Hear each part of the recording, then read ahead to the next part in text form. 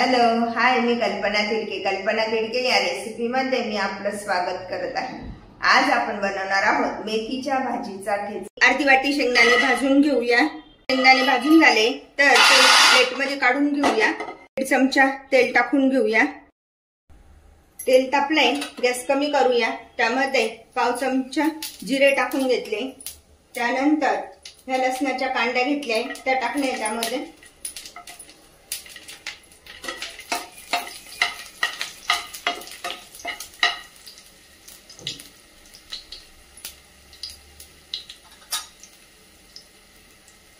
चिमूटभर हिंग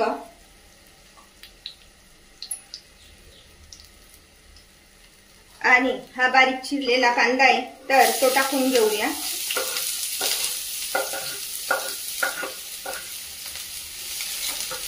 गॅस कमी करायचा। कांदा चांगला परतून घेऊया। कांदा चांगला परततोय तर त्यामध्ये पण अर्धा चमचा आपण मीठ टाकून घेऊया आणि मिक्सरच्या भांड्यामध्ये मी अर्धा चमचा मीठ टाकून घेत आहे। त्यानंतर मिक्सरच्या भांड्यामध्ये लसणाची ही पात आहे आणि ती घेतली आहे।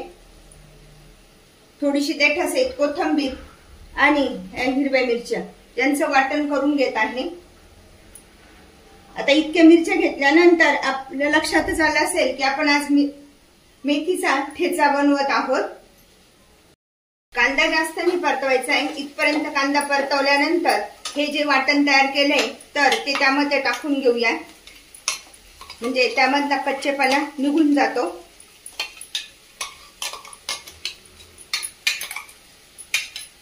आज आपण मेथीच्या भाजीचा ठेचा बनवत आहोत।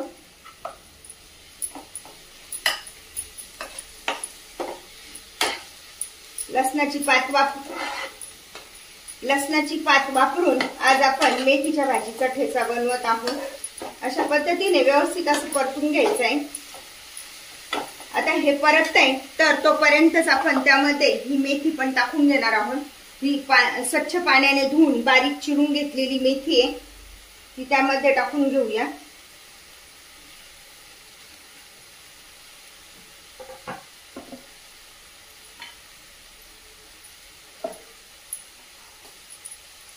आता हे सगळं वाटण आपण एकत्र करून घेऊया।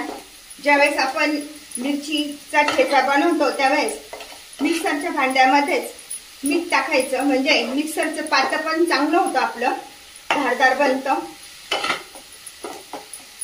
आणि मिरच्या पण छान वाटल्या जातात। अशा पद्धतीने आता आपण ही मेथी पण छान शिजवून घेणार आहोत। आता ही मेथी निवडताना एक काळजी घेतली पाहिजे, ती म्हणजे ज्यावेळेस हे अशी पानं आपण जे निवडतो तर त्यामध्ये अशा पानांमध्ये हे चिन्ह जे दिसतंय ना, हे दिसतंय ना, त्यामध्ये आळे असतात। त्यामुळे अशा प्रकारची पानं कधीच घ्यायची नाही आपल्याला। हे बघा, अशा पद्धतीने त्यामध्ये हे असे जे हे राहतात ना, तर तशी पानं आपण कधीच घ्यायची नाही मेथीच्या भाजीमध्ये। हे अशा प्रकारची पानं आपण काढून टाकायची आहे। आता हे छान असं, आता हा ठेचा आपला तयार झालाय। जर तुम्हाला असं आवडत असेल तर नुसता असा जरी ठेचा ठेवला तरी चालतो, म्हणजे यामध्ये शेंगदाण्याचा वापर न करता आपण असं पण ठेचा खाऊ शकतो। भांड्यामध्ये आपण ही मिरची वाटून घेतली आहे, त्याच भांड्यामध्ये आपण हे प्रथम भाजलेले शेंगदाणे घ्यायचे आणि ते असे जाडसर वाटून घ्यायचे, खूप बारीक नाही वाटायचे। अशा पद्धतीने वाटून आपण वापरू शकतो।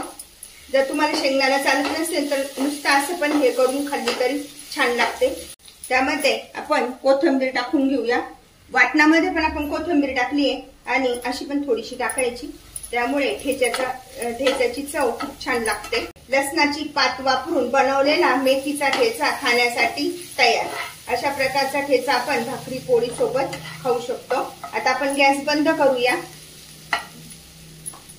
लसणाच्या पातीचा वापर करून बनवा अशा प्रकारचा मेथीचा ठेचा। अशा प्रकारचा ठेचा तुम्ही पण बनवा आणि मला मात्र कळवा कसा झालाय तो। लाईक आणि सबस्क्राईब करायला विसरू नका। पुन्हा आपण भेटूया नवीन रेसिपीसह।